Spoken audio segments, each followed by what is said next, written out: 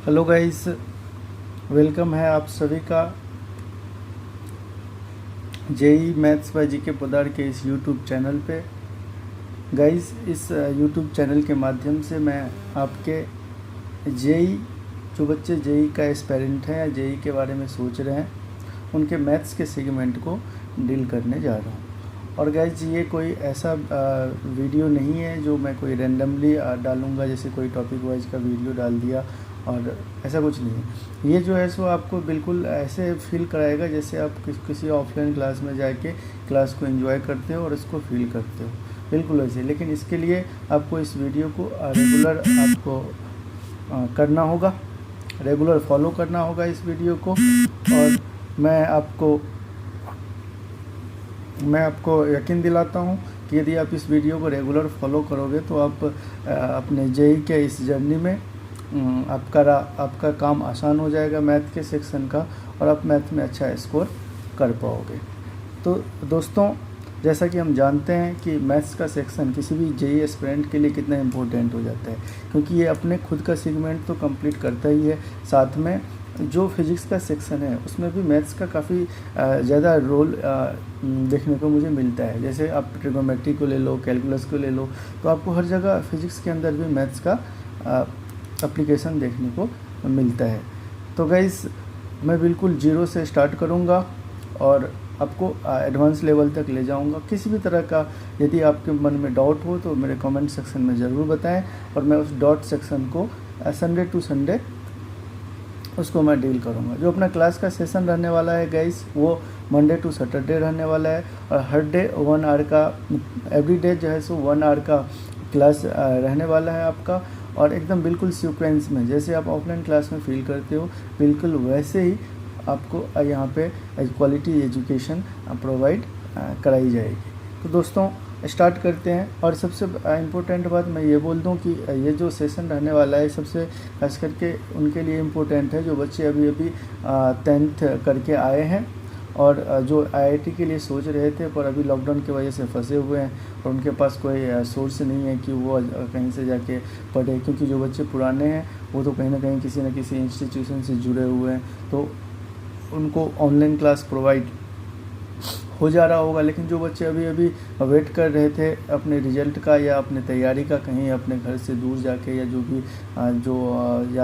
भी अपने home district से जाके करने का, तो उनके लिए एक लॉकडाउन जो है सो एक प्रॉब्लम क्रिएट कर दिया और उनको घर पे रहना पड़ा।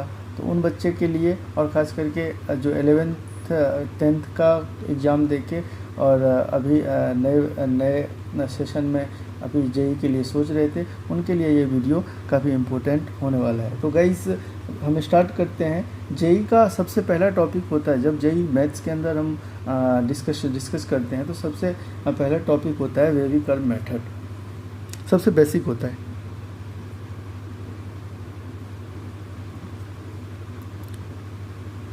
Wavy curve method.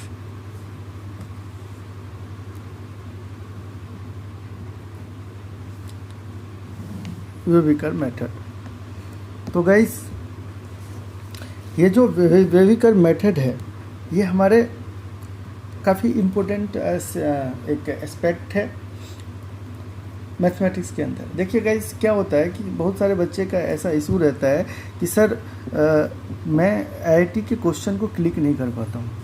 तो गाइस, सीधी सी फंडा है, उनके लिए सबसे बड़ा दिक्कत ये होता है कि वो बेसिक चीज़ को अंडरस्टैंड सही से नहीं कर पाते हैं। गाइस, आईआईटी का जो कॉन्सेप्ट होता है वो मेनली जो आपको, जैसे इंटीग्रेशन पढ़ोगे, डिफरेंशिएशन पढ़ोगे, आप क्वाड्रेटिक इक्वेशन पढ़ोगे, जो भी उसका कॉन्सेप्ट है, कॉन्सेप्ट वही रहता है, उसमें कोई चेंज नहीं होता है। बट उसमें क्या होता है कि आपको बेसिक चीज़ इन्वॉल्व कर देता है। जैसे ही बेसिक चीज़ इन्वॉल्व करता है तो बच्चे कंफ्यूज हो जाते हैं, फिर इसको कैसे डील करें, तो वहाँ पे जाके प्रॉब्लम क्रिएट हो जाती है मैक्सिमम बच्चे के लिए। तो सबसे पहले किसी भी चीज़ को करने के लिए मुझे बेसिक चीज़ को काफ़ी गंभीरता से और काफ़ी अच्छे से सीखना होगा। तो उसी में सबसे पहला टॉपिक है वेविकर मेथड। अब इस वेविकर मेथड को आप सोच नहीं सकते हो कि आपके मैथमेटिक्स खास करके कैलकुलस के अंदर कितना इंपॉर्टेंट रोल रहने वाला है। कोई भी क्वेश्चन करोगे आपको लास्ट में जाके जब रिजल्ट चाहिए होगा तो आपको वेविकर मेथड अप्लाई करना होगा। ये तो आप खुद आगे जाके जब सीखोगे, जब आगे तक चलोगे तो आपको खुद रियलाइज हो जाएगा कि ये वेविकर मेथड मेरे लिए कितना इम्पोर्टेंट था। तो गाइस हर क्लास को बिल्कुल सीरियस लेना है और जो भी मैं यहाँ पे आपको टीच कर रहा हूँ उसको घर पे जाके एक बार ज़रूर पढ़िए, उसको एनालाइज करिए, क्योंकि जब तक आप एनालाइज नहीं करिएगा फिर आपको दिक्कत आएगी, फिर आपको क्वेश्चन में दिक्कत आएगी, क्वेश्चन को आप सही से अटैम्प्ट नहीं कर पाएंगे। बहुत तरह का क्वेश्चन मतलब आपके दिमाग में क्वेश्चन आ जाएगा कि ये कैसे मैं करूँ।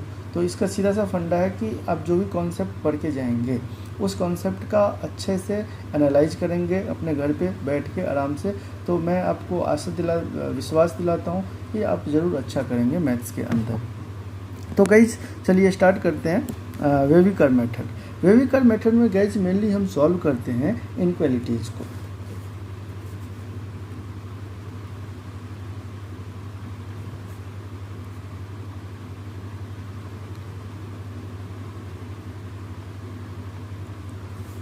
गाइस हम इनक्वालिटीज़ को सॉल्व करते हैं।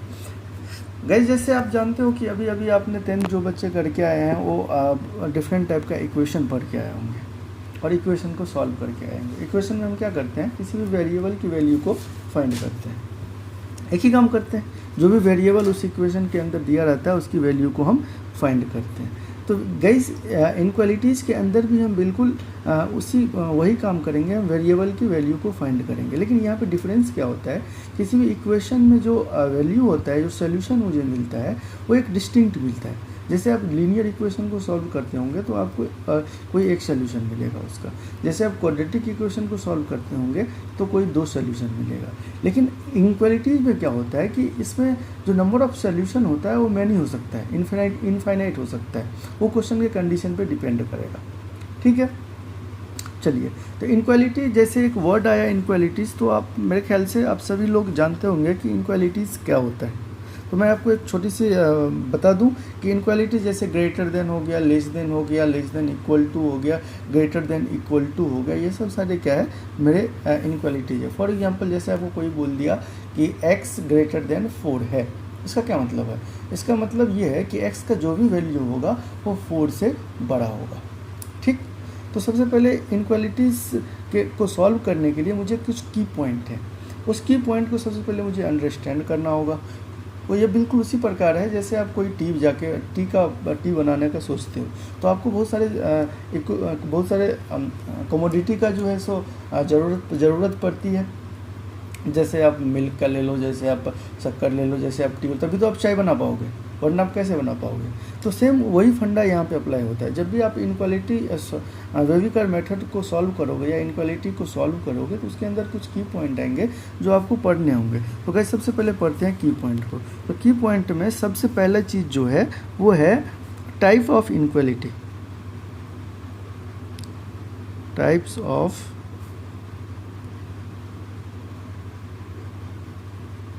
इनक्वालिटीज, मतलब इनक्वालिटी कितने टाइप के होते हैं या हो सकते हैं। तो गाइस इनक्वालिटी जो है सो ओनली 4 टाइप्स के हो सकते हैं। जैसे पहला हो गया ग्रेटर देन, आप सभी जानते होंगे इस चीज़ को। दूसरा हो गया ग्रेटर देन इक्वल टू, तीसरा हो गया लेस देन और चौथा हो गया लेस देन इक्वल टू। अब सभी जानते होंगे इस चीज़ को, कहीं कोई दिक्कत, क्योंकि बहुत छोटी बात है, हमेशा बचपन से आप इस चीज़ को पढ़ते आएंगे, इससे आप गुजरते आए हैं, तो यहाँ पे कोई प्रॉब्लम नहीं होनी चाहिए। थोड़ा सा इसको समझते हैं, इसका मतलब क्या है। किसी भी चीज़ को मतलब जब तक उसके हम पीछे जो वाई के पीछे नहीं जाएंगे तो फिर दिमाग में क्लियरिटी नहीं आती है और फील नहीं आती है। और यही कारण है कि आप जब क्वेश्चन पे जाते हो प्रैक्टिस करने के लिए, तो वहाँ पे आपको उसको सही से टैकल नहीं कर पाते। तो मैं आपको हर चीज़ को, मैं जैसे बताया कि हर चीज़ को मैं ऐसे डील करूँगा कि बिल्कुल 0 से लेके आपको एडवांस लेवल तक ले जाऊँगा। तो आपको बिल्कुल भी मन में कोई भी डाउट नहीं लाना है। मैं अपने तरफ से पूरे कोशिश करूँगा कि कॉन्सेप्ट के अंदर आपको एक भी ऐसा कोई पॉइंट नहीं हो जहाँ पे आपको डाउट फंसे। यदि फिर भी आपको डाउट आता है तो आप बिल्कुल मेरे कमेंट सेक्शन में कमेंट करो, मैं आपके डाउट को ज़रूर सॉल्व करके बताऊंगा। तो गाइस सबसे पहले देखते हैं कि ये जो पहला कंडीशन है ग्रेटर देन, एक एग्जांपल से समझते हैं। किसी भी चीज़ को एग्जांपल से समझने में काफ़ी क्लियरिटी आती है दिमाग में। तो जैसे है ग्रेटर देन, जैसे मैं आपको एक सिचुएशन दे दिया, एक एग्जांपल ले लिया कि x जो है वो ग्रेटर देन 4 है। अब x ग्रेटर देन 4 है, इसका क्या मतलब? इसका मतलब ये हुआ कि x का जो भी वैल्यू होगा वो हमेशा 4 से ग्रेटर होगा, मतलब बड़ा होगा। फॉर एग्जांपल जैसे 5 हो सकता है, 6 हो सकता है, 7 हो सकता है, और ऐसे करते करते कुछ भी हो सकता है, इन्फिनिटी तक हम जा सकते हैं। ठीक, क्योंकि मुझे 4 से बड़ा ही तो चाहिए, बड़ा हम कोई भी वैल्यू ले सकते हैं। चलिए ठीक है। उसी प्रकार हम जैसे ग्रेटर देन इक्वल टू की बात करते हैं, जैसे दूसरा है greater than x greater than equal to 4।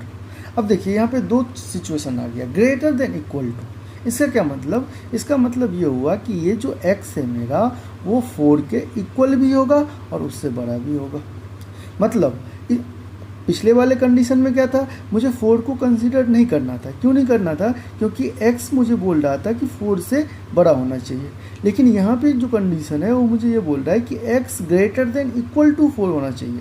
मतलब जो x 4 के इक्वल भी होना चाहिए और x 4 के बड़ा भी होना चाहिए। तो मैं इसका एग्जांपल जैसे लूँ तो इसका जो सोल्यूशन निकल के आएगा वो क्या निकल के आएगा? वो निकल के आएगा 4, 5, 6 करते करते इन्फिनिटी, क्योंकि मुझे 4 इसमें इंक्लूड करना था, क्योंकि यहाँ पे इक्वल का साइन लगा हुआ था।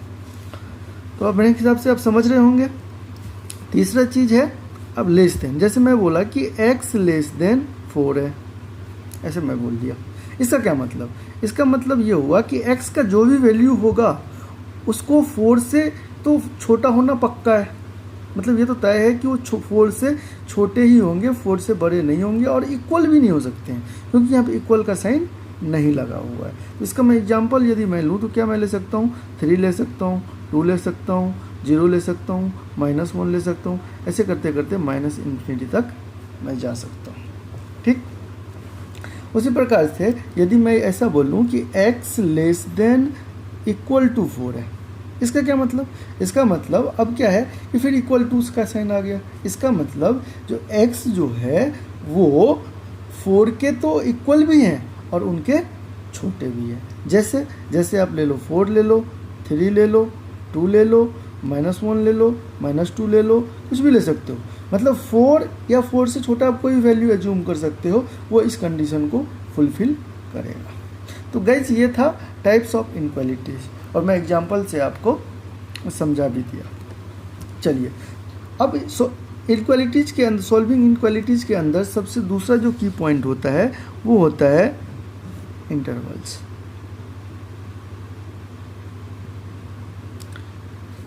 अब ये इंटरवल्स क्या है? तो गाइस मेरे पास 3 टाइप्स का इंटरवल होता है। सबसे पहला ओपन इंटरवल,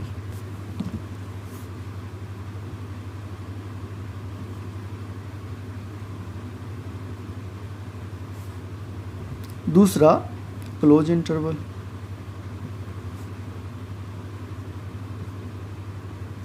और तीसरा सेमी ओपन या semi close. Semi open, semi close interval. ठीक, अपने पास 3 टाइप का इंटरवल होता है। अब देखो ओपन इंटरवल, बारी बारी से तीनों का डिस्कशन करते हैं। अब ओपन इंटरवल क्या है गाइस? ओपन इंटरवल को हम 2 स्मॉल ब्रैकेट से डिनोट करते हैं, ऐसे बंद करते हैं। अभी मैं समझाऊंगा कि इसका क्या मतलब है। अब क्लोज इंटरवल को क्या करते हैं? 2 बिग ब्रैकेट से ऐसे ब्रैकेट को क्लोज करके इसको सिंबल करते हैं। सेमी में क्या होता है? सेमी में होता है आपको चाहे तो एक इधर से ओपन होगा या एक क्लोज होगा, या फिर आपको एक क्लोज होगा और एक ओपन होगा। दोनों सिचुएशन में से कोई भी हो सकता है। ठीक, अब इसको देखते हैं।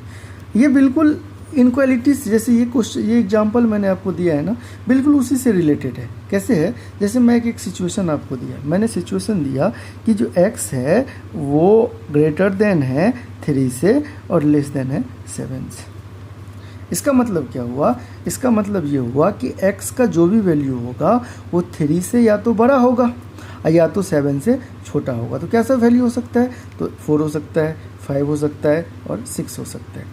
तो गाइस यहाँ पे क्या है कि अपने को कहीं पे इक्वल का साइन नहीं लगा हुआ है, तो मुझे इसका मतलब ये पता चला कि ना तो मुझे इसमें 3 कंसीडर करना है, ना तो मुझे 7 कंसीडर करना है। तो इसका लिखने का तरीका होता है, यदि मैं इसी को लिखूं तो मैं इसको ऐसे लिख सकता हूँ 3,4 और इसको दोनों साइड में ओपन इंटरवल लगा दिया। तो इसका मतलब यही हुआ, क्योंकि ओपन इंटरवल का सीधी सी मतलब होता है कि जहाँ पे इक्वल का साइन नहीं लगा है तो मुझे, जहाँ पे इक्वल का साइन नहीं लगा है तो मुझे, इसका मतलब हुआ कि वो वैल्यू मुझे कंसीडर नहीं करना है। जहाँ पे कंसीडर नहीं करना है वहाँ पे हमको ओपन इंटरवल यूज करना है। फॉर एग्जांपल दूसरा सा और क्लियरिटी आपको आएगी। जैसे इसी सिचुएशन को मैं बोलता हूँ कि 3 greater than equal to x है और लेस देन इक्वल टू 7 है। ठीक, अब देखो, अब इसका क्या मतलब हुआ? इसका मतलब ये हुआ कि जो मेरा x है वो 3 से या तो इक्वल होगा या तो बड़ा होगा।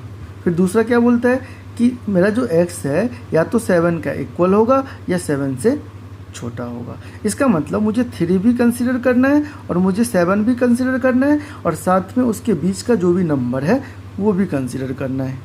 सिचुएशन तो वही बोल रहा है। ठीक है, तो मैं इसको ऐसे लिखूंगा कि 3,7 और इसी चीज़ को मैं ऐसे सिंपल सा लिख दिया। इसका मतलब ये हुआ कि यहाँ पे क्लोज का मतलब ये होता है कि यहाँ, इसका मतलब ये होता है कि यदि किसी नंबर के पीछे में या इसके आगे में क्लोज लगा होता है, इसका मतलब उस नंबर को कंसीडर किया गया है। इसका मतलब वहाँ पे जो इनक्वालिटी का यूज किया गया होगा वो या तो लेस देन इक्वल टू क्या होगा या ग्रेटर देन इक्वल टू क्या होगा। ठीक, मतलब इक्वल का साइन रहा होगा, तभी यहाँ पे क्लोज इंटरवल आया है। ठीक, उसी प्रकार यदि मैं सेमी क्लोज सेमी ओपन का बात करूं, तो जैसे मैं एक सिचुएशन आपको देता हूं। जैसे यही सी सिचुएशन को देखते हैं, 3 लेस देन 3x जो है वो 3 से ग्रेटर है और 7 से छोटा है और इक्वल भी है। ऐसे सिचुएशन दे दिया। इसका मतलब क्या हुआ कि जो x का जो भी वैल्यू होगा, इस x का जो भी वैल्यू होगा वो या तो 3 से बड़ा होगा और या तो 7 के इक्वल होगा और या 7 से छोटा होगा। ठीक, अब देखो, क्योंकि यहाँ पे इक्वल का साइन नहीं लगा है और मैं जब वही बोला हूँ, मैं यहाँ पे समझाया था जहाँ पे इक्वल का साइन नहीं लगा होगा वहाँ पे वो वैल्यू को कंसीडर नहीं करना है। छोटी सी बात है, आप समझते होंगे इस चीज़ को। ठीक, तो इसका मतलब ये हुआ कि यहाँ पे 3 को कंसीडर नहीं करना है। इसका मतलब जब मैं इसको सेट के फॉर्म में लिखूंगा तो क्या करूँगा, 3 को हमेशा हम ओपन इंटरवल के साथ रखूँगा, क्योंकि मुझे 3 को कंसीडर नहीं करना है। और जिस चीज़ को मुझे कंसीडर नहीं करना होता है वहाँ पे हम ओपन इंटरवल का यूज करते हैं। और चूँकि यहाँ पे 7 मुझे कंसीडर करना है, इसका मतलब हम 7 तो यहाँ लिखेंगे लेकिन उसके आगे क्लोज इंटरवल लगा देंगे। तो आई थिंक अब आप इस चीज़ को अच्छे से समझ गए होंगे। चलिए, जैसे इसके लिए सिचुएशन बनाते हैं। इसके लिए आप कैसे, आप खुद भी बना सकते हो। इसके लिए सिचुएशन कैसे बनाएंगे, इस एग्जांपल को लेते हैं। जैसे मैं बोला कि 3 greater than equal to x है, लेस देन 7 है। इसका क्या मतलब हुआ? इसका मतलब ये हुआ कि जो मेरा x है वो या तो 3 से बड़ा है या तो 3 के इक्वल है। मतलब 3 के इक्वल, मतलब 3 भी कंसीडर करना है। जब मैं इसको सेट के फॉर्म में लिखूंगा तो मुझे क्या करना होगा, 3 के पास मुझे एक क्लोज इंटरवल लगा देना होगा। ठीक, उसी प्रकार से यदि मुझे 7 लिखना है, तो चूँकि 7 इसमें इंक्लूड करना ही नहीं है, क्योंकि x की वैल्यू 7 से छोटा लेना है, 7 तक तो मुझे जाना ही नहीं है। इसलिए मैं क्या करूँगा, 7 को यहाँ पे ओपन इंटरवल के साथ यहाँ पे रख दूँगा। तो आई थिंक मेरे हिसाब से आप इंटरवल को अच्छे से समझ गए होंगे। कुल मिला के बात ऐसा है कि यदि आपको कहीं पे इक्वल का साइन है, इसका मतलब आपको क्लोज इंटरवल यूज करना है। यदि कहीं पे ओपन का इक्वल का साइन नहीं है इनक्वालिटीज़ के अंदर, इसका मतलब आपको ओपन का साइन यूज करना होगा। ओपन का साइन क्या होता है, स्मॉल ब्रैकेट, और क्लोज का साइन क्या होता है, बिग ब्रैकेट। ठीक है गाइस, तो पहला चीज़ हमने सीखा टाइप ऑफ इनक्वालिटी, दूसरा चीज़ हमने सीखा इंटरवल, और तीसरा और जो सबसे इम्पोर्टेंट चीज़ है वो है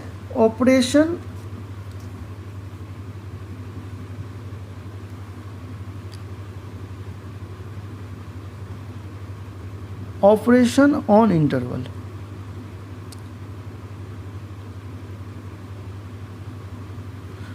ऑपरेशन ऑन इंटरवल्स ये काफ़ी इंपॉर्टेंट हो जाता है जब भी वेविकर मेथड सॉल्व करते हैं, तो ये काफ़ी इंपॉर्टेंट हो जाता है क्योंकि जो भी आंसर बनता है वो इसी के थ्रू बनता है। अब देखो, अब क्या करते हैं, इस यहाँ पे हम दो चीज़ सीखते हैं। एक चीज़ सीखते हैं यूनियन, दूसरा चीज़ सीखते हैं इंटरसेक्शन। ठीक, अब देखो यूनियन को हम अपवर्ड यू से डिनोट करते हैं और इंटरसेक्शन को डाउनवर्ड यू से डिनोट करते हैं। ठीक, यूनियन का मतलब होता है और, मतलब ये भी हो सकता है और ये भी हो सकता है। इंटरसेक्शन का मतलब होता है एंड, ठीक, मतलब कॉमन। अब देखो इसको बारी बारी से समझते हैं। इसको समझने के लिए गाइज मुझे थोड़ा सा सेट का नॉलेज होना चाहिए, क्योंकि सेट जो है सो जेई के पॉइंट ऑफ व्यू से, खास करके एडवांस के पॉइंट ऑफ व्यू से उतना इम्पोर्टेंट नहीं रह जाता है। हाँ, लेकिन जेई मेंस में कभी कभी यहाँ से क्वेश्चन देखने को मिल जाते हैं। तो हमने पहले ही आपको बोला हमको छोड़ना कुछ भी नहीं है, हम आपको कुछ नहीं छोड़ने जा रहे हैं, हर चीज़ को एकदम सीक्वेंस में कवर करेंगे। क्योंकि ये सेट्स जो है सो छोटा सा टॉपिक था, तो मैंने सोचा कि इसको कभी स्पेशल क्लास में डील कर लेंगे। तो भाई थोड़ा सा यहाँ पे ज़रूरत पड़ जाएगा, तो मैं आपको सेट्स के बारे में थोड़ा सा इसके डेफिनेशन में, सिर्फ डेफिनेशन से आपका काम चल जाएगा। देखिए सेट्स क्या होता है। सेट्स बोलता है कि collection of well defined object, collection of well defined object। अब जैसे एक एग्जांपल से समझाता हूँ आपको। जैसे आपने मान लो कि आपके घर में शादी है और आपने गया ज्वेलरी के शॉप पे और आपको लेना है ज्वेलरी, तो आप एक ज्वेलरी तो लोगे नहीं, वहाँ पे क्या करते हो, सेट ऑफ ज्वेलरी लेते हो, बहुत सारा ज्वेलरी लेते हो। वैसे ही मान लो कि आप गए कहीं किसी बुक के स्टोर पे और आपने उसको बोला कि भाई 5-6 बुक मुझे दे दो, तो आपने क्या किया, आपने एक बुक का सेट लेके आया। तो सेट का सीधा सा मतलब होता है कलेक्शन, लेकिन मैथमेटिक्स के टर्म में यदि उसको समझें तो वहाँ पे ये होता है कि कलेक्शन ऑफ वेल डिफाइंड। अब इस वेल डिफाइंड का क्या मतलब है, ये वेल डिफाइंड क्यों यूज़ किया गया। वैसे जनरली तो आप बोलते हो कलेक्शन, मतलब सेट्स का मतलब होता है कलेक्शन, ठीक, लेकिन जब मैथमेटिकली इसका यूज करते हैं तो एक टर्म आता है वेल डिफाइंड। मतलब आपको ये डिफाइन करना पड़ेगा, ऐसा नहीं है कि रेंडमली कोई हम सेट बना देंगे, ठीक, आपको डिफाइन करना पड़ेगा, हर चीज़ आपको वेल डिफाइंड होना चाहिए। फॉर एग्जांपल जैसे मैं आपको बोला कि भाई आप इंडिया के प्लेइंग 11 क्रिकेट टीम का एक सेट्स बनाओ, तो आपने क्या करोगे, जो उस मैच में प्लेयर खेल रहे होंगे उसका आप सारे के नाम नोट कर दोगे और एक सेट के अंदर बना, एक ग्रुप बना दोगे कि भाई ये इसका प्लेइंग 11 का सेट है। ठीक है, यदि मैं उसी में दूसरा कंडीशन आपको दे दूं कि भाई इंडिया के जो प्लेयर्स हैं उसमें बेस्ट बैट्समैन का सेट बनाओ, मैंने अब क्या बोला, मैंने पहले बोला था कि इंडिया का जो प्लेइंग 11 का टीम है उसका सेट्स बनाओ, तो आपने जो भी उस मैच में खेल रहे होंगे 11 प्लेयर्स उसका आपने सेट बना दिया। ठीक है, बिल्कुल, क्योंकि मैंने आपको डिफाइन कर दिया कि आपको प्लेइंग 11 का ही सेट बनाना है। लेकिन दूसरा कंडीशन वहीं पे मैं ये दे दिया कि आपको इंडिया क्रिकेट टीम के बेस्ट बैट्समैन का सेट बनाना है। अब आप कैसे करोगे, आपको पता ही नहीं, आपको पता ही नहीं कि बेस्ट बैट्समैन मैं किसको कंसीडर करूँ। सभी हो सकते हैं बेस्ट, कभी सचिन हो सकते हैं बेस्ट, कोहली हो सकते हैं बेस्ट, वीरेंद्र सहवाग हो सकते हैं बेस्ट, गौतम गंभीर हो सकते हैं बेस्ट, कोई भी हो सकते हैं, सबका अपना अपना बेस्ट है। ठीक है, यहाँ पे वेल डिफाइंड नहीं है, तो कहने का मतलब यही हुआ कि वेल डिफाइंड होना चाहिए। ठीक, अब आप मेरे हिसाब से आप समझ गए होंगे सेट्स को। तो सेट्स को हम कैसे डिनोट करते हैं, कर्ली ब्रैकेट से, और कर्ली ब्रैकेट के अंदर जो भी एलिमेंट यूज होता है उसको हम बोलते हैं उस सेट का एलिमेंट है। फॉर एग्जांपल कुछ भी हो सकता है, चाहे तो ये कोई नंबर हो सकता है, चाहे तो कोई ये जगह कोई नाम हो सकता है, चाहे तो ये किसी प्लेस का नाम हो सकता है, कुछ भी हो सकता है इसके अंदर। लेकिन वो वेल डिफाइंड होना चाहिए। कंडीशन क्या है, वेल डिफाइंड होना चाहिए। बिल्कुल उसी प्रकार है जैसे हम रेशनल नंबर को पढ़ते हैं, क्या पढ़ते हैं, P/Q के फॉर्म में होना चाहिए लेकिन Q 0 के इक्वल नहीं होना चाहिए। ठीक है, ये बिल्कुल उसी टाइप का है कि कलेक्शन तो होना चाहिए लेकिन वो वेल डिफाइंड होना चाहिए। ठीक, छोटी सी बात है, आप समझ गए होंगे। चलिए, तो मैं देखता हूँ यूनियन को। तो यूनियन मुझे क्या बोलता है, यूनियन मुझे ये बोलता है कि भाई जैसे आपको कोई सेट, एक ए सेट दे दिया मैंने, ए सेट में मैं बोला कि ए सेट में एलिमेंट जो हैं वो हैं 1 2 3 ऐसे एलिमेंट। ठीक, अब कितना भी ले सकते हो, आप पे डिपेंड करता है, लेकिन एग्जांपल लेने में कोई छोटा चीज़, क्योंकि मुझे मेरा भी टाइम बचेगा और आपको भी मतलब कम इनपुट में आउटपुट ज़्यादा मिलने वाला है। ठीक, उसके बाद जैसे मैं बोला कि बी सेट में जो एलिमेंट है वो है 2 3 4 ऐसा बोल दिया। ठीक, अब मैं बोला कि भाई ए यूनियन बी करो, मैं बोला कि ए यूनियन बी करो, ए यूनियन बी करो।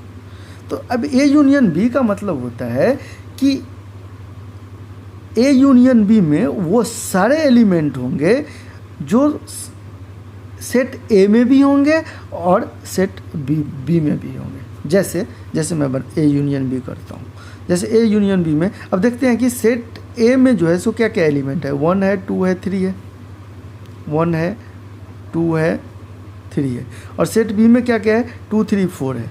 तो चूँकि 2 3 तो मैं लिख चुका हूँ, यहाँ पे नंबर रिपीट नहीं होता है, ध्यान रहे कि कोई भी नंबर रिपीट नहीं होता है, यहाँ पे डिस्टिंक्ट रहता है नंबर। ठीक है, अब जैसे आपको सिर्फ 4 लेना है, इसका मतलब क्या हुआ कि सेट ए में जो भी एलिमेंट है वो इस सेट के अंदर है। देख लीजिए, इसके अंदर 1 भी है 2 भी है 3 भी है, इसके भी अंदर 1 है, इसके भी अंदर 2 है, इसके भी 3 है। सेट बी में भी जितना एलिमेंट है वो भी इसके अंदर है। आप देख लीजिए, यहाँ पे भी 2 है, यहाँ पे भी 3 है, यहाँ पे भी 4 है, सेम उसी इसमें भी 2 है 3 है 4 है। कहने का मतलब ए यूनियन बी का मतलब ये होता है कि सेट्स ए का भी सारा एलिमेंट इसमें होना चाहिए और सेट बी का भी सारा एलिमेंट इसके अंदर होना चाहिए। ठीक, अब थोड़ा सा इसको नंबर लाइन से समझते हैं, थोड़ा सा और क्लियरिटी लाते हैं। जैसे मैं एक एग्जांपल आपको दिया, कि एक x है वो बिलोंग्स, देखो इसका मतलब, ये सिंबल का मतलब होता है बिलोंग्स। मतलब ये जैसे जैसे आप कहीं किसी घर से आपका कोई होम डिस्ट्रिक्ट होगा या कोई स्टेट से आप बिलोंग करते होंगे, मतलब जहाँ के आप रहने वाले हो, उसी प्रकार से ये x बिलोंग्स टू से मतलब x इस नंबर से बिलोंग करता है। कहने का मतलब ये हुआ। तो जैसे मैंने एक सेट दिया कि x बिलोंग्स टू 3,5 और दूसरा सेट मैंने दे दिया, यूनियन करा दिया इसका, किससे, दूसरा सेट से। दूसरा सेट में क्या है 5,6 या 8, ठीक, या 4,8 है, ऐसे ले लो, कुछ भी ले सकते हो, वो आपके, कुछ भी ले सकते हो, वो आपके डिपेंड करता है। ठीक, अब देखो एक चीज़ हमेशा ध्यान रखना, अब ये जो सेट्स दिया है ये मुझे इंटरवल के फॉर्म में दिया है, ध्यान दें, क्योंकि इंटरवल में इससे पहले जो दूसरा सेक्शन था, मेरा दूसरा की पॉइंट था वेविकर मेथड का, वो था इंटरवल्स, वो मैंने देख लिया। इंटरवल्स में क्या देखा था कि इस टाइप के फॉर्मेट मुझे देखने को मिले थे। तो ये जो चीज़ दिया हुआ है वो आपको इंटरवल्स के फॉर्म में दिया हुआ है। तो आपको हमेशा जो वेविकर मेथड में जो इनक्वालिटीज़ को हम सॉल्व करेंगे तो मुझे जो आंसर निकलेगा वो हमेशा इंटरवल के फॉर्म में निकलेगा।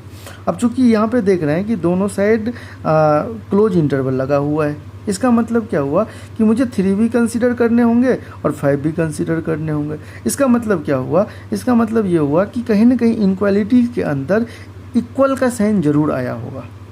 बात समझ रहे हो, क्योंकि जब भी हम क्लोज इंटरवल का यूज करते थे तो हम क्या करते थे कि इनक्वालिटीज़ के अंदर इक्वल का साइन जब रहता था, जब भी हम क्लोज इंटरवल का यूज करते थे। तो बिल्कुल ये उसी प्रकार है। अब चलो इसको नंबर लाइन पे डिनोट करते हैं। नंबर लाइन आप सभी जानते ही होंगे। चलिए नंबर लाइन पे बिल्कुल सीक्वेंस से कर लेते हैं, जैसे छोटा से बड़ा अपन लोग जाते हैं जनरली वैसे ही करते हैं। तो ये हो गया 3, ये हो गया 4, ये हो गया 5, ये हो गया 8, क्योंकि यही नंबर मुझे पता है। अच्छा, पहला सेट क्या बोलता है कि मुझे 3 से 5 तक जाना है, ठीक है भाई, मैं चला गया 3 से 5।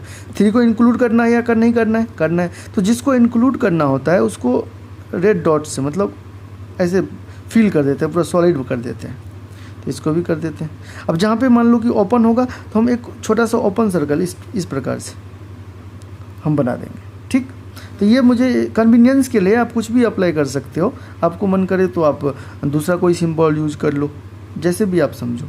मेरे को यही अच्छा लगा तो मैं ऐसे ही कर दिया, ठीक है।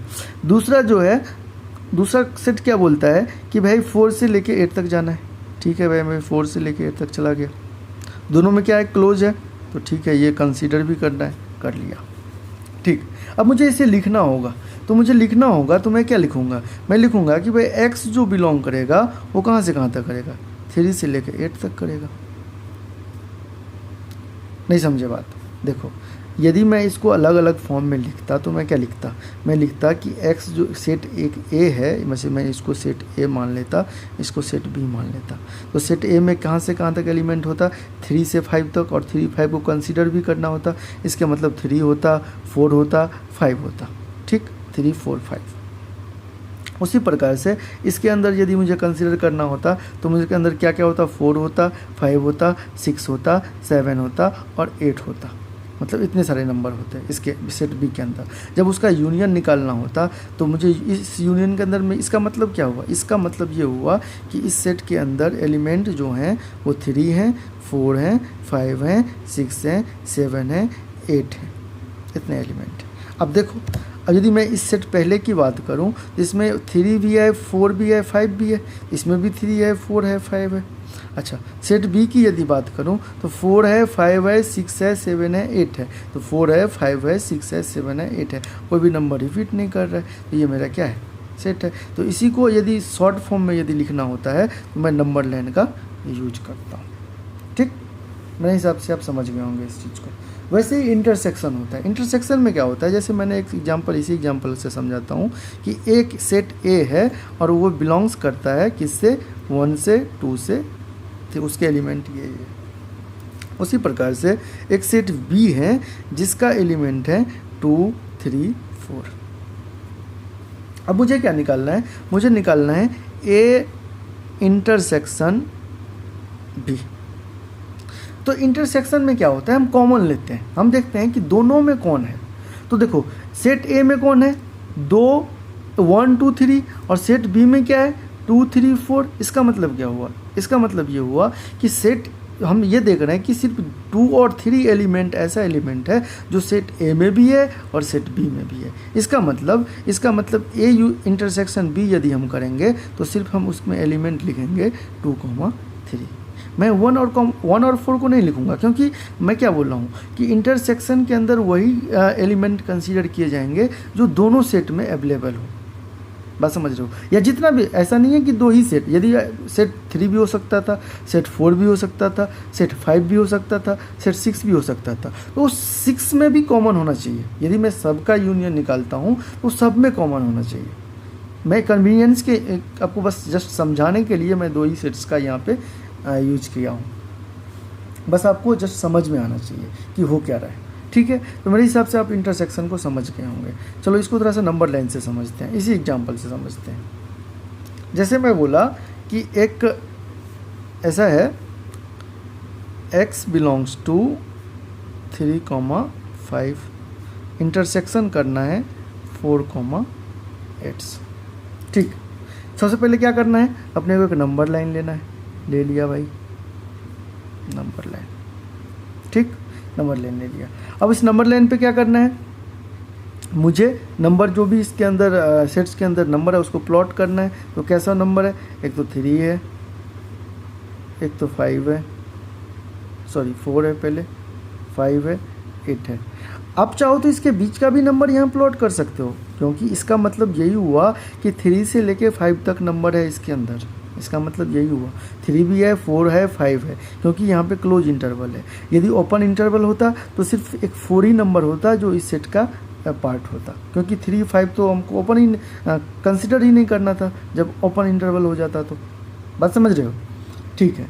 तो अब मैं यदि इसको ऐसा करूँ कि इसको थोड़ा सा प्लॉट करूँ तो यहाँ पे इसमें क्या चाहिए? 3 से लेके 5 तक क्लोज इंटरवल है, सब पे क्लोज ये कंसीडर करने हैं मुझे, कर लिया कंसीडर सबको। जहाँ पे कंसीडर नहीं करता तो होलो सर्कल बना देता। ठीक है, अब मुझे क्या करना है, 3 से 5 जाना है, तो मैं चला गया 3 से 5 ले लिया। ठीक, और दूसरा क्या कर रहा है, दूसरा सेट 4 से 8 जाना है। ठीक है भाई, 4 से 8 जाना है। अब मैं ये देख रहा हूँ कि जो मेरा ये सेक्शन है वो दोनों में आ रहा है, कट कहाँ कर रहा है, दोनों ग्राफ आपस में कट कहाँ कर रहा है, जहाँ पे कट करेगा वही सेक्शन जो है मेरा इंटरसेक्शन हो जाएगा। जैसे यदि मैं इसका आंसर लिखता तो मैं ये लिखता कि x बिलोंग्स टू 4, 5, इसका ये आंसर होता। कैसे, यदि अब मैं कॉन्सेप्ट के हिसाब से चलता हूँ, चलो इसको थोड़ा सा यहाँ पे डील कर लेते हैं, ऐसे देखना। ठीक, ये ऊपर सेट, चलो इसका मतलब मान लेते हैं कि ये सेट A है और ये सेट B है। ठीक, इसका मतलब जो मेरा सेट A है उसके अंदर क्या क्या एलिमेंट है, उसके अंदर 3 है, 5 है, सॉरी 3, 4 और 5 है। ठीक है, 3, 5 कंसिडर करना था क्योंकि यहाँ पे क्लोज इंटरवल लगा हुआ है, और जहाँ पे भी क्लोज इंटरवल रहेगा उसमें का मतलब वहाँ पे इनक्वालिटी जो होगा वो इक्वल के साथ में होगा, इसका मतलब उस चीज़ को मुझे कंसिडर करना पड़ेगा। ठीक है, उसी प्रकार से यदि मुझे पास B है तो B के पास मेरा सेट क्या है, तो 4 है, 5 है, 6 है, 7 है, 8 है।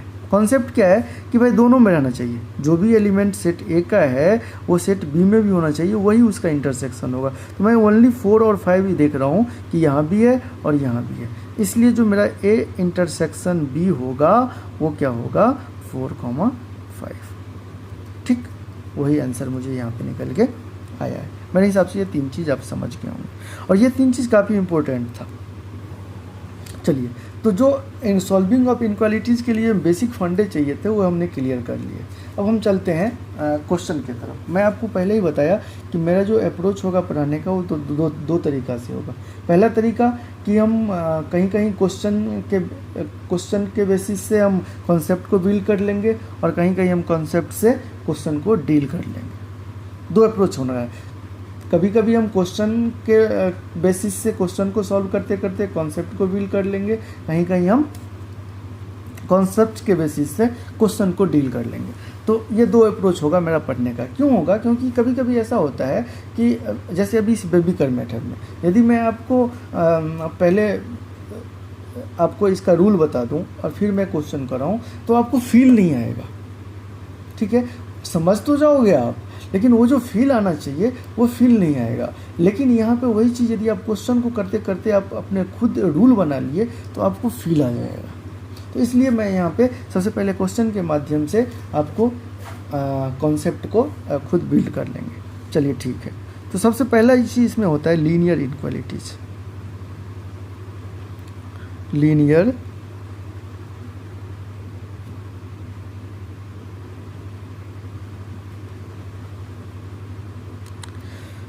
इनक्वालिटीज़। अब ये लीनियर इनक्वालिटीज़ क्या होता है, देखिए इनक्वालिटीज़ का मतलब आप समझ ही गए होंगे, लीनियर का भी मतलब आप समझते होंगे। मान लीजिए कोई बच्चे नहीं समझते होंगे, देखिए टीचिंग का मतलब ये नहीं होता है कि किसी अच्छे स्टूडेंट को आप समझा दिए, ठीक है, उनको तो सब कोई भी समझा सकते हैं, उनको बस रास्ता चाहिए। टीचिंग का मतलब ये होता है कि जो बच्चे बिल्कुल ही नहीं समझ रहे हैं उनको समझा देना।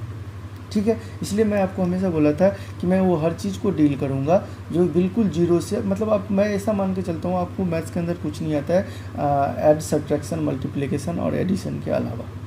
ठीक है, मैं ऐसा मान के चलता हूँ। ठीक है, तो भी कोई दिक्कत नहीं, मैं हर चीज़ को यहाँ पे आपको डील करने जा रहा हूँ। ठीक, तो सबसे इम्पोर्टेंट बात क्या है यहाँ पे इनक्वालिटीज़ का मतलब, मुझे हर टर्म, देखिए कोई भी चीज़ होता है ना तो मुझे उसमें जो भी टर्म यूज रहते हैं उस सारे टर्म का यदि मतलब मुझे पता चल जाता है तो उसके अंदर मुझे क्लियरिटी आ जाती है, मुझे फिर फील आने लगता है कि भाई ये सच में ऐसा ही है। ठीक है, तो यहाँ पे इनक्वालिटीज़ का मतलब मैं समझ गया।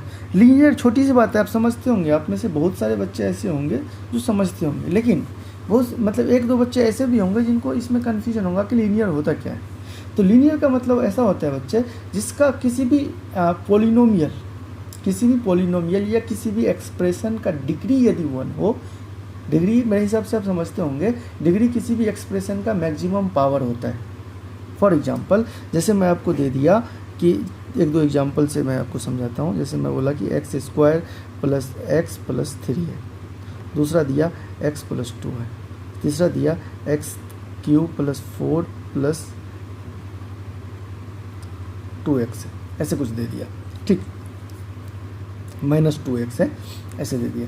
तो इसका मैं क्या बोला कि किसी भी एक्सप्रेशन का डिग्री जो होता है वो उस एक्सप्रेशन का मैक्सिमम पावर होता है। तो यहाँ पे मैक्सिमम पावर क्या है, यहाँ पे देख रहे हैं पावर 2 सबसे ज़्यादा दिख रहा है मुझे, और बाकी का उससे कम ही है, तो इस एक्सप्रेशन का डिग्री 2 हो गया, ठीक। यहाँ पे क्या देख रहे हैं, मैक्सिमम पावर क्या है, 1 है, इसका मतलब इसका डिग्री 1 हो गया। यहाँ पे मैक्सिमम पावर क्या है, 3 है, इसका मतलब इसका डिग्री 3 हो गया, ठीक। तो जहाँ पे जिस एक्सप्रेशन का डिग्री 1 होता है उसको हम बोलते हैं लीनियर, बहुत बच्चे जानते होंगे, ठीक। अच्छा, जिसका डिग्री 2 होता है उसको हम बोलते हैं क्वाड्रेटिक, जिसका डिग्री 3 होता है उसको हम बोलते हैं क्यूबिक। और सबसे मज़े की बात ऐसा है कि जिस इक्वेशन का या जिस एक्सप्रेशन का जितना डिग्री होगा उसका उतना ही रूट होगा, मतलब उतना ही सॉल्यूशन होगा। यदि मैं पोलिनोमियल की बात करूं तो उसका उतना ही जीरो ऑफ पोलिनोमियल होगा, यदि मैं इक्वेशन की बात करूं तो उसका उतना ही सॉल्यूशन होगा। जैसे आप सभी जानते होंगे, 10th में करके आए होंगे कि क्वाड्रेटिक को सॉल्व करके आपको हमेशा 2 वैल्यू मिलती है, लीनियर को सॉल्व करके आपको हमेशा 1 वैल्यू मिलती है। किसकी वैल्यू, वेरिएबल की वैल्यू, ठीक। उसी प्रकार से यदि आप क्यूबिक को सॉल्व करोगे तो हमेशा आपको 3 वैल्यू मिलेगी, ठीक। चलिए, तो ये आप लीनियर का क्लियरिटी आ गई होगी। अब देखिए, अब इनक्वालिटी को सॉल्व कैसे करते हैं, ये बिल्कुल उसी प्रकार से करते हैं जैसे आप 10th में अभी करके आए होंगे इक्वेशन को। इक्वेशन में क्या करते हैं, अपने कन्वीनियंस के हिसाब से हम ट्रांसफॉर्म करते हैं, कांस्टेंट टर्म को एक साथ रखते हैं, वेरिएबल टर्म को एक साथ रखते हैं, या LHS को RHS ट्रांसफ़र करते हैं, RHS से LHS ट्रांसफ़र करते हैं। हाँ, लेकिन शर्त क्या रहता है, दोनों का साइन चेंज होता रहता है। मतलब यदि LHS से किसी एक टर्म को हम RHS में ले गए तो उसका यदि प्लस है साइन तो इससे जाके माइनस हो जाएगा, यदि माइनस है तो उससे जाके प्लस हो जाएगा, ऐसा होता है, ठीक है। ये सब छोटी बात है, आप इस चीज़ को अंडरस्टैंड कर पा रहे होंगे, ठीक है। तो मैं एक क्वेश्चन, जैसे एक क्वेश्चन है आपके पास कि ऐसा है कि 3x minus 18 greater than equal to 6, ऐसा है क्वेश्चन। अब देखिए, ये बिल्कुल मैं अब ये इनक्वालिटी देख के घबराना नहीं है, ठीक। ये बिल्कुल हम उसी प्रकार से सॉल्व करेंगे जैसे हम इक्वेशन में सॉल्व करते थे। चलिए करते हैं। तो इक्वेशन में क्या करते थे, कांस्टेंट टर्म को एक साथ रखते थे, वेरिएबल को एक साथ रखते थे, ठीक है। हम भी यहाँ पे वही काम करेंगे। क्या करेंगे, यहाँ पे देख रहे हैं कि भाई 18 यहाँ पे कांस्टेंट है और इस साइड कांस्टेंट है, मैं इसको इस साइड ले जाना चाहता हूँ, बिल्कुल आप ले जा सकते हैं, कोई दिक्कत नहीं है। तो ऐसे ले गए तो यहाँ पे ये 18 इस साइड माइनस में है तो इस साइड में जाएगा तो क्या हो जाएगा, प्लस में हो जाएगा, साइन तो बिल्कुल वही रहेगा, प्लस 18 हो जाएगा। इसका मतलब ये हुआ कि 3x, अब इसको थोड़ा सा कैलकुलेट करते हैं, ये हो गया 24, इसका मतलब x ग्रेटर देन 24/3 और इसका मतलब x ग्रेटर देन 8। अब देखिए मेरे पास ये रिजल्ट आया। अब मैं इसको यदि इंटरवल के फॉर्म पे लिखना चाहूँ तो क्या लिखूँगा कि x का वैल्यू 8 से बड़ा है और इक्वल भी है।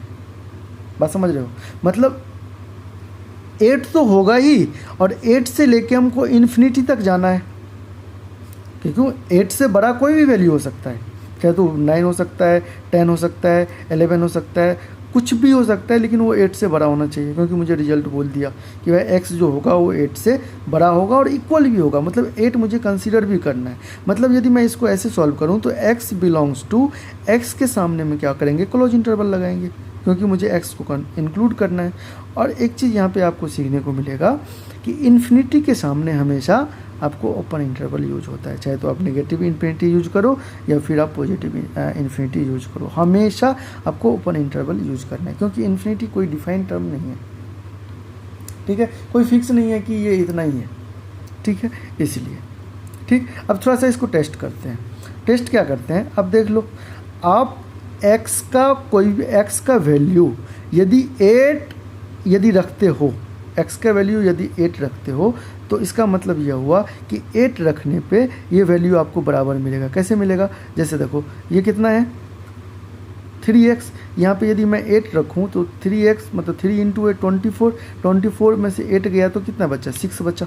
ठीक, इसका मतलब 6 इक्वल्स टू 6, मतलब 8 पे वैल्यू बराबर आ रहा है।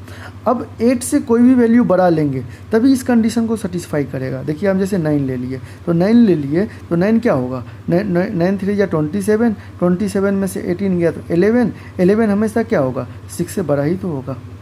ठीक, यदि मैं इससे छोटा वैल्यू लेता हूँ, फॉर एग्जांपल मैं 7 लेता हूँ, यदि मैं 7 लूँगा तो क्या हो जाएगा, ये हो जाएगा 21, 21 में से 18 चला गया तो कितना बचा, 3। अब यदि 3 यहाँ पे लिख दिया यहाँ पे मैं, तो 3 क्या, 3 तो ये फिर तो कंडीशन सेटिस्फाई ही नहीं हुआ, क्योंकि 3 थोड़ी ना बड़ा होता है 6 से, 6 से तो हमेशा छोटा होता है। तो इसलिए मैं आपको बोला था कि इनक्वालिटी को जब हम सॉल्व करते हैं तो मुझे मैनी ऑफ सोल्यूशन मिलता है, मतलब 8 से बड़ा यहाँ पे कोई भी सोल्यूशन हो सकता है, अदर 8 से नीचे सोल्यूशन नहीं हो सकता है। 8 भी इसका सोल्यूशन हो सकता है, 8 पे क्या होगा, इक्वल आ जाएगा। ठीक, 8 से बड़ा लेंगे तो इस कंडीशन को फुलफिल करेगा। यदि 8 से छोटा लेते हैं तो फिर दिक्कत की वाली बात है, फिर तो ये कंडीशन अपने लिए रॉन्ग हो जाएगा। ठीक, दूसरा एग्जाम्पल एक देखते हैं, और हर एग्जाम्पल में आपको नया चीज़ सीखने को मिलेगा और वहीं से आप कॉन्सेप्ट को बिल्ड करेंगे। जैसे दूसरा एग्जाम्पल मैं आपको लिया कि 16 - 5x greater than equal to 21। ठीक, ये दूसरा एग्जाम्पल। अब क्या करते हैं, वही काम करेंगे। अच्छा, यहाँ पे देखिए, यहाँ पे हमने क्या किया, यहाँ पे क्या देखा था कि मेरा जो वेरिएबल का कोफिशिएंट है वो पॉजिटिव है। ठीक, लेकिन यहाँ पे क्या देख रहा हूँ कि वेरिएबल का जो कोफिशिएंट है वो नेगेटिव है। ठीक, तो मुझे यहाँ पे इनक्वालिटीज़ में, हम इनक्वालिटीज़ को सॉल्व करते टाइम हमेशा याद रखना है कि वेरिएबल के कोफिशिएंट को हमेशा पॉजिटिव बनाना है, हमेशा पॉजिटिव रखना है। यदि वो नेगेटिव में भी गिवन है तो मुझे पॉजिटिव में बना लेना है उसको। सिंपल सी बात है, किसी नेगेटिव टर्म को यदि मुझे पॉजिटिव बनाना है तो उसको क्या करना पड़ेगा, माइनस से उसको मल्टीप्लाई कर दो। ठीक, चलो इसको मुझे, यदि मैं इसको माइनस से मल्टीप्लाई कर दूं तो ये बिल्कुल पॉजिटिव हो जाएगा। बात समझ रहे हो? ठीक, तो चलो मैं इसको माइनस से मल्टीप्लाई कर दिया। मैं इसको माइनस से जैसे ही मल्टीप्लाई करूँगा तो इनक्वालिटीज़ में क्या होता है कि माइनस से मल्टीप्लाई करने पे इनक्वालिटीज़ का जो साइन है उसका साइन जस्ट अपोजिट हो जाता है। कहने का मतलब, यदि अभी ग्रेटर देन इक्वल टू है और यदि मैं माइनस से दोनों साइड मल्टीप्लाई कर देता हूँ तो इस इनक्वालिटीज़ का sign less than equal to हो जाएगा। करते हैं, देखिए, जैसे मैं इसको माइनस से मल्टीप्लाई करूँगा तो ये तो प्लस का 5, इसको तो ऐसे कर लेते हैं, आपको कन्वीनियंस के हिसाब से माइनस से कर दिए और यहाँ पे भी माइनस से कर दिए। ठीक, तो क्या हो जाएगा, ये प्लस माइनस माइनस -16 हो जाएगा, माइनस माइनस प्लस 5x हो जाएगा। ठीक, अब इनक्वालिटीज़ का साइन चेंज करना है क्योंकि माइनस से मल्टीप्लाई किए हैं, तो इनक्वालिटीज़ का साइन चेंज कर दिए, ये हो गया -21। ठीक है, इसका मतलब अब देखिए, अब क्या अब तो मेरा कोफिशिएंट आ गया, जो वेरिएबल का कोफिशिएंट है वो प्लस साइन के साथ आ गया और मुझे वही करना होगा। किसी भी क्वेश्चन में यदि नेगेटिव कोफिशिएंट है तो मुझे पहले उसको कोफिशिएंट को पॉजिटिव बनाना होगा। पॉजिटिव बनाने के लिए मुझे क्या करना होगा, माइनस से मल्टीप्लाई करना होगा। जैसे ही हम माइनस से मल्टीप्लाई करेंगे तो मेरा जो इनक्वालिटी का साइन है वो जस्ट अपोजिट हो जाएगा। मतलब यदि ग्रेटर देन इक्वल टू है तो लेस देन इक्वल टू हो जाएगा, यदि लेस देन इक्वल टू है तो ग्रेटर देन इक्वल टू हो जाएगा। ठीक है, चलिए अब इसको सॉल्व करते हैं। अब मैं सारा प्रोसीजर यहाँ पे फॉलो कर दिया, अब बिल्कुल सॉल्व करते हैं। तो क्या हो जाएगा, 5x, मैं 16 को इधर लेके जाता हूँ तो क्या हो जाएगा, -20 + 16। अब ये क्या हो जाएगा, अब ये हो जाएगा 5x less than equal to -5 और x less than equal to minus का 1 हो जाएगा, क्योंकि 5 से 5 कैंसिल हो जाएगा। इसका मतलब x जो मेरा वैल्यू होगा वो -1 के इक्वल भी होगा और -1 से छोटा भी होगा। तो इसको मैं यदि इंटरवल के फॉर्म पे लिखना चाहूँ तो कैसे लिखूँगा, मैं ऐसे x बिलोंग्स टू, क्या करना है, -1 से छोटा करना है और -1 भी करना है। तो मतलब -1 और इससे छोटा कहाँ तक जा सकते हैं, -∞ तक जा सकते हैं, क्योंकि निगेटिव में जितना बड़ा वैल्यू होता है उतना ही छोटा होता है। तो मैं ऐसे किया। अच्छा, -1 के पास -1 को कंसिडर करना है क्या, बिल्कुल करना है, क्योंकि इक्वल का साइन लगा है। और मैंने पहले ही बोला इन्फिनिटी जहाँ भी रहेगा वहाँ पे हमेशा आपको ओपन इंटरवल यूज करना है। तो इसका आंसर क्या हो जाएगा, -∞ से -1। अब चेक कर लो, इसके बीच में आप कोई भी वैल्यू रखोगे तभी ये इस कंडीशन को सेटिस्फाई करेगा। बात समझ गए? आप चेक भी कर सकते हो अपोजिट। तो ये था लीनियर। उसके बाद अब देखते हैं हम पॉलिनोमियल इनक्वालिटीज।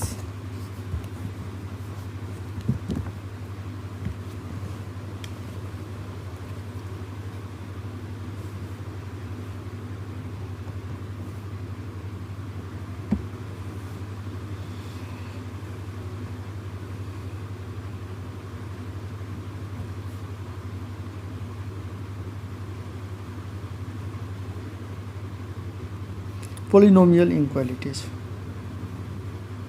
अब देखिए पॉलिनोमियल इनक्वालिटी, पॉलिनोमियल का मतलब मैं आपको समझा ही दिया, पॉलिनोमियल का मतलब नहीं समझाया, समझ लो। बहुत आदमी जानते ही होंगे और बहुत आदमी नहीं भी जानते होंगे। जैसे मैं यहीं पे समझाता हूँ आपको, कि जैसे यहाँ पे समझाया था एक्सप्रेशन को, डिग्री को समझाया था। डिग्री को क्या समझाया था? डिग्री को समझाया था किसी भी एक्सप्रेशन के अंदर यदि मैक्सिमम पावर जो होता है वो उसी का डिग्री होता है। ठीक। अब पॉलिनोमियल को समझो। पॉलिनोमियल हम उसी को बोलेंगे जब किसी भी एक्सप्रेशन के अंदर ईच टर्म का पावर होल नंबर हो। अब देख लो, यहाँ पे भी 2 है, होल नंबर है, यहाँ पे भी 1 है, होल नंबर है, यहाँ पे भी, तो हर जगह क्या है? होल नंबर है। ठीक। यदि कहीं पे पावर होल नंबर नहीं रहेगा मतलब उसको हम पॉलिनोमियल नहीं बोलेंगे। फॉर एग्जांपल जैसे मैं यहाँ पे x का पावर -1 ले लेता, ठीक, इसका मतलब अब ये पॉलिनोमियल नहीं होगा, क्योंकि हमने पॉलिनोमियल होने का कंडीशन है कि जितने एक्सप्रेशन के अंदर जितने भी टर्म है वो सारे का पावर एक होल नंबर होना चाहिए, तभी वो एक पॉलिनोमियल होगा। बात समझ गए? चलिए, तो हम क्या करते हैं? पॉलिनोमियल इनक्वालिटीज़ को सॉल्व करते हैं। पॉलिनोमियल इनक्वालिटीज़ का मतलब आपको समझ में डायरेक्ट क्लियर आ गया होगा कि अब इसका जो डिग्री होगा वो कहीं ना कहीं 2 होगा या 3 होगा या 4 होगा, कुछ भी होगा, लेकिन 1 से ज़्यादा होगा, लीनियर नहीं होगा। तो इस केस में हम क्या करते हैं? देखिए इसका सॉल्व करने का तरीका क्या है। हम हर क्वेश्चन में नया नया कॉन्सेप्ट सीखेंगे और उसी कॉन्सेप्ट की मदद से हम अपन रूल को फॉर्म कर लेंगे। जैसे इसको करने का तरीका है, जैसे कोई क्वेश्चन से ही इसको सॉल्व करते हैं। जैसे आपको बोले कि सॉल्व x, जैसे x -3 है और x -5 greater than equal to 0। ठीक। अब देखिए इसमें क्या है कि हम इसमें करने का तरीका क्या है कि सबसे पहले हम क्रिटिकल पॉइंट ढूंढते हैं। क्रिटिकल पॉइंट का मतलब क्या होता है? क्रिटिकल पॉइंट का मतलब ये होता है कि ये एक्सप्रेशन, इसमें कितना 2 टर्म है, एक तो ये वाला है और एक तो ये वाला है। क्रिटिकल पॉइंट का मतलब ये होता है कि ये एक्सप्रेशन 0 कब हो रहा है। बात समझ रहे हो? मतलब ये एक्सप्रेशन 0 कब होगा? या x का वैल्यू 3 हो जाए तब 0 हो जाएगा, क्योंकि 3 - 3 0 और 0 से इसको मल्टीप्लाई करेंगे तो 0। मतलब मुझे क्रिटिकल मतलब 0 ऐसे ही समझो। क्रिटिकल का मतलब 0 होना तय है। ठीक। तो इसका मतलब ये तो 3 पे भी 0 हो सकता है या 5 पे भी 0 हो सकता है। बात समझ रहे हो? यदि x की वैल्यू यहाँ पे 5 ले लूँ तो भी ये 0 होगा, क्योंकि 5 - 5 0, 0 को इससे अब इसके अंदर कुछ भी है उसको 0 से मल्टीप्लाई करेंगे तो 0 ही होगा। ठीक। उसी प्रकार से यदि मैं x की वैल्यू 3 ले लूँ तो इसका मतलब 3 - 3 ये 0। अब इस 0 को इसके अंदर कुछ भी है, मान लो x की वैल्यू कुछ भी है, तो मैं इसको 0 से मल्टीप्लाई करूँगा तो ये हमको हमेशा 0 मिलने वाला है। बात समझ रहे हो? तो मैं हमेशा क्रिटिकल पॉइंट को नोट करेंगे और ये काफ़ी इंपॉर्टेंट है। तो क्रिटिकल पॉइंट को जब हम नोट करेंगे तो इसमें हमको क्रिटिकल पॉइंट कैसा मिला? एक तो मिला 3 और एक मिला 5। ठीक। 2 क्रिटिकल पॉइंट मिला। अब इस क्रिटिकल पॉइंट को हम क्या करते हैं? नंबर लाइन पे प्लॉट कर लेते हैं। ठीक। तो हम नंबर लाइन पे प्लॉट कर लिया। ये मेरा क्रिटिकल पॉइंट है, इसको कैसे ऐसे रखो याद। ठीक है। इसको नंबर लाइन पे प्लॉट कर लेते हैं। किसको? क्रिटिकल पॉइंट को। कर लिया 5 नंबर लाइन पे प्लॉट कर लिया। अब हम क्या करते हैं? अब हम ये देखते हैं कि जो 5 से बड़ा लेने पे उसको साइन कन्वेंशन करते हैं। ये काफ़ी इंपॉर्टेंट चीज़ है। ये आपको पहले बार आपके सामने आ रहा होगा, या जो बच्चे 11th-12th में होंगे उनके लिए तो ये आगे होंगे सामने में, लेकिन जो बच्चे अभी 10th करके आए हैं उसके लिए सबसे इम्पोर्टेंट चीज़ है, और इसको समझना बहुत आसान चीज़ है, बिल्कुल कोई कठिन चीज़ नहीं है। साइन कन्वेंशन, अब देखिए यहाँ पे साइन कन्वेंशन करना बहुत ज़रूरी हो जाता है। अब क्यों ज़रूरी होता है वो आपको बाद में पता खुद चल जाएगा, मुझे बताने की ज़रूरत नहीं पड़ेगी, ठीक है।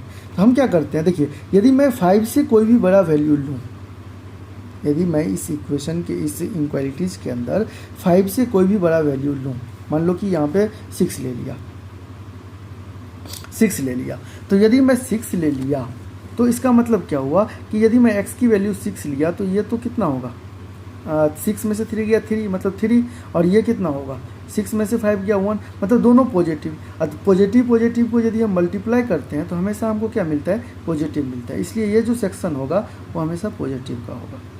बात समझ रहे हो, मतलब 5 से कोई भी बड़ा वैल्यू यदि मैं इसमें पुट करता हूँ तो रिजल्ट हमेशा पॉजिटिव ही मिलने वाला है, ठीक। चलिए अब देखिए यहाँ पे इक्वल का साइन, जैसे ही मुझे इक्वल का साइन मिल जाए इसका मतलब मुझे ये पॉइंट भी कंसीडर करने हैं, इसको स्किप करके नहीं चलना है, क्योंकि बच्चा हमेशा यहाँ पे कंफ्यूज कर जाता है और इसको छोड़ देता है और उसका आंसर गलत हो जाता है और वो एग्ज़ाम में गलत करके आ जाते हैं, ठीक है। तो हमेशा जैसे ही मुझे इक्वल दिखे तो मुझे सबसे पहले तो यहाँ पे रेड डॉट लगा देना है, मतलब एक सॉलिड डॉट लगा देना है, क्योंकि मुझे भाई इसको मुझे कंसीडर करना है। यदि यहाँ पे इक्वल का साइन नहीं मिले इसका मतलब मुझे यहाँ पे हॉलो सर्कल लगा देना है, सबसे पहला काम करना है, ठीक। चलिए आगे देखते हैं, तो यहाँ पे प्लस हो गया। अब एक काम देखते हैं, यदि मैं 3 और 5 के बीच में कोई भी वैल्यू लूँ, जैसे मैंने 4 ले लिया, तो 4 लिया तो ये तो पॉजिटिव मिलेगा लेकिन ये मिलेगा निगेटिव। यहाँ पे यदि मैं x की वैल्यू 4 रखूँ तो 4 में से 3 गया तो 1, ठीक, लेकिन यहाँ पे 4 में से 5 गया तो मुझे क्या मिलेगा, -1। तो यहाँ से नेगेटिव मिला, यहाँ से पॉजिटिव मिला, तो जब मैं पॉजिटिव नेगेटिव, चूँकि ये मल्टीप्लाई के साइन के साथ है, तो जब मैं नेगेटिव पॉजिटिव को मल्टीप्लाई करूँगा तो साइन क्या मिलने वाला है, नेगेटिव मिलने वाला है। तो मैंने नेगेटिव यहाँ पे मार्क कर दिया। वैसे ही मुझे क्या करना है, यदि मैं 3 से कोई छोटा वैल्यू लेता हूँ, फॉर एग्जाम्पल मैं 2 ले लेता हूँ, ठीक। यदि मैं 2 ले लेता हूँ तो 2 यदि लेता हूँ तो इसका मतलब क्या हुआ कि मुझे क्या मिलने जा रहा है, चेक कर लेते हैं। यदि मैं 2 लिया तो यहाँ पे से भी नेगेटिव मिलेगा और यहाँ से भी नेगेटिव। यदि मैं x की वैल्यू 2 लिया तो यहाँ से -1 मिलेगा और यहाँ से -3 मिलेगा, दोनों नेगेटिव नंबर मिला, और दोनों नेगेटिव नंबर को जब हम मल्टीप्लाई करेंगे तो क्या होगा, पॉजिटिव नंबर मिल जाएगा। इसका मतलब मैं साइन कन्वेंशन कर लिया, कंप्लीट हो गया। तो पहला स्टेप क्या था, किसी भी पॉलिनोमियल इनक्वालिटीज़ को सॉल्व करने का पहला स्टेप था कि हम उसका क्रिटिकल पॉइंट ढूंढते हैं। मैं क्रिटिकल पॉइंट मतलब वो किस पे जीरो हो रहा है, बस समझो, वो जो इनक्वालिटी है वो जीरो किस पे हो रहा है, वही उसका क्रिटिकल पॉइंट होगा। तो मैं 3 और 5 पे देखा, क्रिटिकल पॉइंट मार्क कर लिया। क्रिटिकल पॉइंट को क्या किया, नंबर लाइन पे डिनोट कर दिया। नंबर लाइन पे डिनोट करने के बाद हमने क्या किया, साइन कन्वेंशन किया। साइन कन्वेंशन बिल्कुल बेसिक तरीका से, मतलब मैं 5 से बड़ा नंबर लिया, चेक कर लिया, पॉजिटिव आया, ठीक है। 3-5 के बीच से कोई नंबर लिया, इसमें पुट किया, देख लिया नेगेटिव आया, ठीक है। 3 से कोई छोटा नंबर लिया, देखा इसमें पुट किया, देखा पॉजिटिव आया, ठीक है। इतना काम कर लिया। अब हम क्या करते हैं कि इस इनक्वालिटीज़ को देखते हैं। इनक्वालिटीज़ मुझे क्या बोलता है कि भाई मुझे कोई भी नंबर या तो 0 से बड़ा चाहिए या 0 के इक्वल चाहिए, बस समझ रहे हो। इस इनक्वालिटीज़ का मतलब यही हुआ ना कि मुझे जो भी वैल्यू चाहिए, x का जो भी वैल्यू होगा वो या तो 0 के बराबर होगा या 0 से बड़ा होगा, क्योंकि मुझे सॉल्व x ही करना है फाइनली। और यदि ग्रेटर देन इक्वल टू लगा हुआ है, इसका मतलब x का जो भी वैल्यू होगा वो या तो 0 होगा या 0 से बड़ा होगा, बस समझ रहे हो। तो 0 से बड़ा कब होगा, जब मैं पॉजिटिव साइन के साथ जाऊंगा। नेगेटिव तो 0 से बड़ा होता नहीं है, नेगेटिव कभी 0 से बड़ा थोड़ी ना होता है, वो तो छोटा ही होता है। पॉजिटिव ही 0 से बड़ा होता है। तो इसका मतलब इस सेक्शन में मुझे, ये वाले सेक्शन में मुझे 0 से बड़ा आंसर मिलने वाला है और ये वाले सेक्शन में 0 से बड़ा मिलने वाला है। अच्छा 0 चाहिए क्या, हाँ भाई 0 चाहिए, क्योंकि इक्वल यहाँ पे लगा हुआ है, तो 0 चाहिए। इसका मतलब 3 पे भी 0 हो रहा है और 5 पे भी 0 हो रहा है। इसका मतलब मुझे 3 भी कंसीडर करना है और 5 भी कंसीडर करना है, बात समझ में आ रहा है, ठीक है। तो इसको आंसर लिखेंगे कैसे, इसका लिखने का तरीका है कि भाई मुझे जो वैल्यू चाहिए वो x जो है वो बिलोंग करना चाहिए 3 से लेके -इन्फिनिटी के बीच में कोई भी वैल्यू रहेगा चलेगा, मुझे हमेशा पॉजिटिव ही मिलेगा। क्योंकि देखो ना, आप 3 से छोटा में कोई भी वैल्यू लोगे आपको हमेशा वैल्यू पॉजिटिव ही मिलने जा रहा है। बात समझ रहे हो? इसका मतलब जो ये जो सेक्शन है वो 3 से छोटा में मुझे हमेशा पॉजिटिव मिलेगा और मुझे पॉजिटिव चाहिए। अच्छा 3 चाहिए क्या, 0 चाहिए क्या? हाँ चाहिए। तो 3 चाहिए तो इसका मतलब 3 पे मुझे क्या करना है, क्लोज इंटरवल लगाना है, क्योंकि मुझे 3 भी तो चाहिए, क्योंकि मुझे 0 भी चाहिए और 3 पे वैल्यू हो रहा है 0, तो मुझे 0 चाहिए तो मुझे 3 के ऊपर क्लोज इंटरवल लगाना पड़ेगा। ठीक है। अच्छा इन्फिनिटी का हमेशा जो है सो क्या होता है, हमेशा ओपन इंटरवल होता है। अच्छा अब वैल्यू क्या है, अब यहाँ पे क्या है कि भाई मुझे फाइनली मुझे क्या चाहिए, मुझे पॉजिटिव वैल्यू चाहिए। तो पॉजिटिव कहाँ मिल रहा है, या तो यहाँ मिल रहा है या तो यहाँ मिल रहा है, मतलब यहाँ भी मिल रहा है और यहाँ भी मिल रहा है। तो आंसर क्या होगा, ये भी होगा और ये भी होगा। तो जब ये भी होगा और जब ये भी होगा तो किसकी बात करते हैं, हम हमेशा यूनियन की बात करते हैं। इसलिए पहले मैंने सीख लिया था, अब 3 चीज़ सीख लिया था। एक तो सीख लिया था टाइप ऑफ इनइक्वालिटी, दूसरा इंटरवल और तीसरा यूनियन। अब देखो यहाँ पे सारा तीनों कॉन्सेप्ट का यूज हुआ है। पहला चीज़ तो इंटरवल का यूज आपको दिखने को मिल गया। दूसरा अभी बोला यूनियन, क्योंकि मुझे ये भी वैल्यू चाहिए, ये भी वैल्यू इसके अंदर जो भी वैल्यू है वो भी इस कंडीशन को सेटिस्फाई कर रहा है और इसके अंदर जो भी वैल्यू है वो भी इस कंडीशन को सेटिस्फाई कर रहा है। ठीक, तो मुझे चाहिए दोनों वैल्यू। इसका मतलब ये भी सेक्शन वाला चाहिए और ये भी सेक्शन वाला चाहिए। तो मुझे जब दोनों चाहिए होता है तो मुझे क्या करना होता है, मुझे यूनियन करना होता है। तो मैं बिल्कुल यूनियन करूँगा। ठीक, यूनियन कर दिया। तो यूनियन करने के बाद क्या करना पड़ेगा, तो अच्छा इस वैल्यू के लिए मुझे क्या लिखना पड़ेगा, इस वैल्यू के लिए मुझे 5 चाहिए क्या, हाँ चाहिए, क्योंकि 5 पे ये वैल्यू तो 0 होने जा रहा है और मुझे तो 0 चाहिए क्योंकि यहाँ पे इक्वल लगा हुआ है। तो मैं यहाँ पे 0 लगा दिया, 5 चाहिए तो 5 के आगे क्लोज इंटरवल लगा दिया। अच्छा कहाँ तक चाहिए, तो 5 से बड़ा आप कुछ भी ले सकते हो, 5 से बड़ा कुछ भी ले सकते हो, वैल्यू हमेशा पॉजिटिव मिलने जा रहा है। ठीक है भाई, इन्फिनिटी तक जाना है। अच्छा इन्फिनिटी पे क्या करना है, क्लोज इंटरवल ओपन इंटरवल का यूज हमेशा करते हैं, ये कर दिया। तो ये तरीका था पोलिनोमियल इक्वेशन को सॉल्व करने का, अब पोलिनोमियल इनक्वालिटी को सॉल्व करने का। फिर से एक बार समझते हैं क्या करना होता है। सबसे पहला स्टेप क्रिटिकल पॉइंट नोट करना होता है। क्रिटिकल पॉइंट का मतलब जिस पे इस वैल्यू 0 हो जाए, इनक्वालिटीज़ की वैल्यू 0 हो जाए। ठीक, तो क्रिटिकल पॉइंट मैंने मार्क कर लिया। दूसरा स्टेप, पहला स्टेप क्या हुआ कि क्रिटिकल पॉइंट मार्क करना है, कर लिया। दूसरा स्टेप क्या करना होता है कि दूसरा स्टेप मार्क करना होता है कि इस क्रिटिकल पॉइंट को हम क्या करते हैं, नंबर लाइन पे डिनोट करते हैं। नंबर लाइन पे मैंने डिनोट कर लिया। तीसरा स्टेप क्या करते हैं, तीसरा स्टेप करते हैं कि जो भी नंबर साइन कन्वेंशन करते हैं। कैसे करते हैं, इसी क्रिटिकल पॉइंट के हेल्प से। क्रिटिकल पॉइंट से बड़ा वाला वैल्यू चेक करते हैं तो मुझे प्लस मिल गया, उसके बीच वाला वैल्यू चेक करते हैं माइनस मिल गया, उसके छोटे वाला वैल्यू चेक करते हैं प्लस मिल गया। तो ये ऐसे से अब जितना भी मान लो यहाँ पे 2 ही टर्म है, और भी टर्म हो सकता था, बहुत सारा टर्म हो सकता था, बात समझ रहे हो, तो ऐसा हो सकता था। तो तीसरा स्टेप साइन कन्वेंशन के, और चौथा स्टेप क्या है, आंसर लिखना होता है। आंसर किस बेसिस पे, इनक्वालिटीज़ के बेसिस पे। यदि यहीं पे इनक्वालिटी लेस देन होता या लेस देन इक्वल टू होता, इसका मतलब मुझे x का जो भी वैल्यू चाहिए वो छोटा चाहिए, मतलब 0 से छोटा चाहिए। 0 से छोटा चाहिए मतलब नेगेटिव चाहिए, तो नेगेटिव किसके अंदर आता, 3 और 5 के अंदर आता। फिर मुझे तो ये सब वैल्यू लेना ही नहीं था, बस 3 और 5 के बीच का वैल्यू ले लेना था, वही मेरे कंडीशन को सेटिस्फाई करता। ठीक है दोस्तों, आज के लिए इतना ही। बाकी का वेविकर मेथड को हम कल के क्लास में कंप्लीट करेंगे और इस वेविकर मेथड को कल ओवर करेंगे और ख़त्म करेंगे। ठीक है, आज के लिए इतना ही, धन्यवाद।